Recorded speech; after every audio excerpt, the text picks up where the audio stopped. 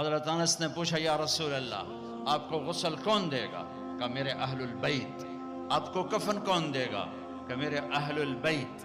آپ کو قبر میں کون اتارے گا؟ کہ میرے اہل البیت۔ آپ کا جنازہ کون پڑھے گا؟ تو آپ کی آنکھوں میں آنسو آ گئے۔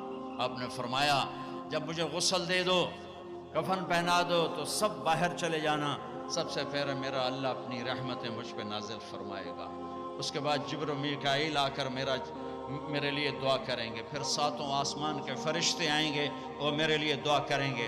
ہمارے نبی کا جنازہ ایسے نہیں ہوا کہ امام اور مقتدی، اور پھر اس کے بعد میرے اہل البیت کے مرد آئیں گے اور وہ میرے لیے کھڑے ہو کر دعا کریں گے، پھر وہ چلے جائیں گے، ان کی عورتیں آئیں گی، پھر وہ چلی جائیں گے، ان کے بچے آئیں گے، پھر وہ چلے جائیں گے، ان کے غلام آئیں گے، اس کے بعد مہاجرین آئیں گے، وہ میرے لیے دعا کریں گے، پھر وہ چلے جائیں گے، ان کی عورتیں آئیں گی، پھر اس کے بعد ان کے بچے آئیں گے، اس کے بعد ان کے غلام آئیں گے، پھر انصار آئیں گے، وہ میرے لیے دعا کریں گے، پھر ان کے بعد ان کی عورتیں آئیں گی، پھر ان کے بچے آئیں گے، پھر ان کے غلام آئیں گے، پھر مجھے میرے اللہ کے سپرد کر دینا۔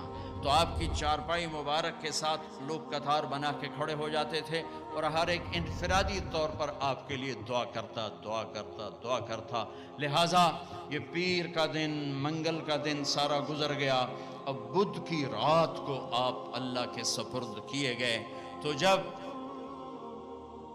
آپ کو قبر میں اتارا حضرت ابن عباس، حضرت علی نے، شقران آپ کے غلام نے، تو فضل بن عباس نے، تو جب باہر نکلے تو مغیرہ بن شعبہ قبر پر کھڑے تھے، انہوں نے اپنی انگوٹھی اتار کے قبر میں پھینک دی۔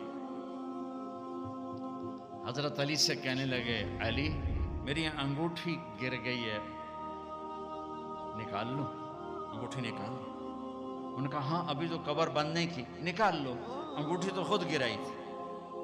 نیچے گئے اور جا کر اللہ کے نبی کی جسم سے لپٹ گئے اور آپ کے بوس سے لینے لگے، دھاڑے مار کے رونے لگے۔